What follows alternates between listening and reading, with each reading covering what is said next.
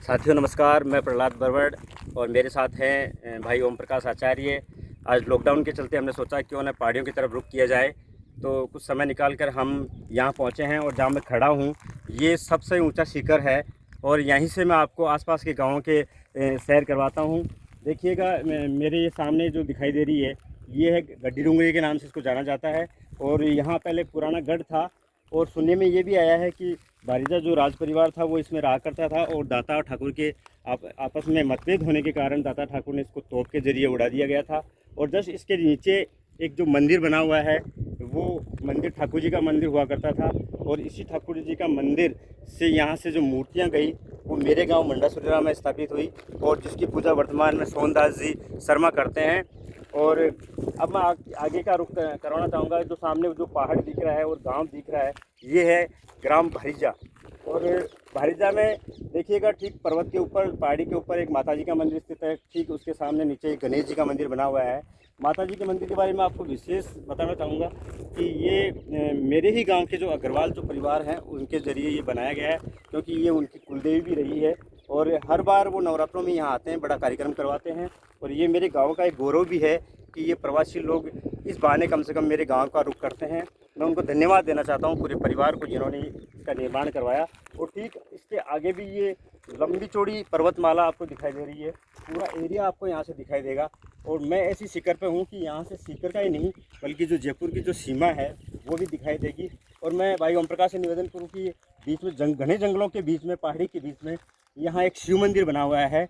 और ये शिव मंदिर 5 धाम एक नाम सेवा समिति ने यहाँ निर्माण करवाया है।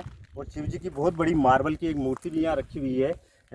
काफ़ी अच्छी लोकेशन है। और ठीक उसके सामने मज़ार है जिसको नौगज पीर बाबा कहते हैं।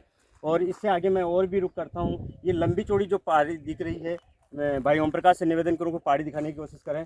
ये लंबी चौड़ी जो पहाड़ी है ब्राउन कलर में, ये मेरे गाँव का एक गौरव है, मेरे गाँव की एक पहाड़ी है। और ठीक इसके पीछे पूरा गांव स्थित है, बहुत लंबा चौड़ा गांव है। और इधर जो देख रहे हैं साइड में ये सफ़ेद कलर के जो मकान दिखाई दे रहे हैं, इसी कॉलोनी में मैं रहता हूं। मैं और भाई दोनों यहीं निवास करते हैं। और जस्ट इसके आगे हम चलते हैं तो देखिएगा सामने एक गढ़ दिखाई दे रहा है पहाड़ी के ऊपर, वो है डांसरोली। वो डांसरोली का गढ़ है। और यहाँ से अपन जयपुर ज़िले की सीमा से भी हम जुड़ सकते हैं, क्योंकि काफ़ी दूर तक शानदार तरीके से यहाँ प्राकृतिक सौंदर्य नज़र आ रहा है। और ऐसे ही धीरे धीरे सभी ढाणियाँ और गांव आसपास के जो दिखाई दे रहे हैं। और अगर आगे चले तो हम वो जो सिंहपुरा बावड़ी हमारे यहाँ है वो भी यहाँ से दिखाई दे रही है। अगर सुर्रा की तरफ हम रुख करते हैं तो ये है बाबा राम राय की डूंगरी, जहाँ दादूपंथी हुआ करते थे और उन्होंने यहाँ तपस्या की काफ़ी सालों तक।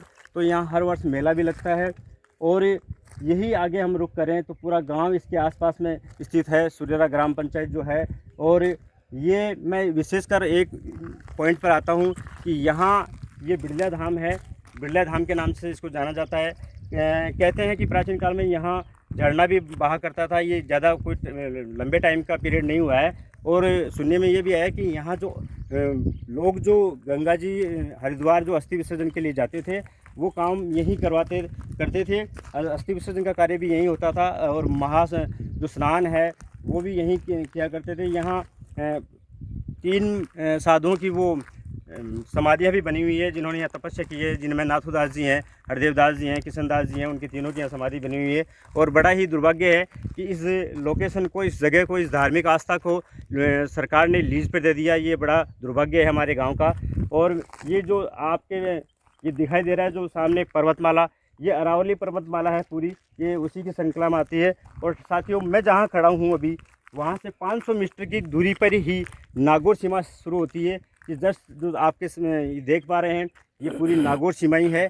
और पास में गांव है देवपुर। और ये पूरी अरावली पर्वतमाला। और देखिए कितना सुंदर दिशे कि सूर्य अब अपनी निवास स्थान पर जा रहा है, उदय हो रहा है, छिप रहा है, अस्त हो रहा है सॉरी। और बड़ा ही प्राकृतिक सौंदर्य यहाँ देखने को मिल रहा है। और इसी जानकारी के साथ आपका साथी प्रहलाद बरवड़ आपसे इजाज़त लेता है। जय हिंद, जय भारत।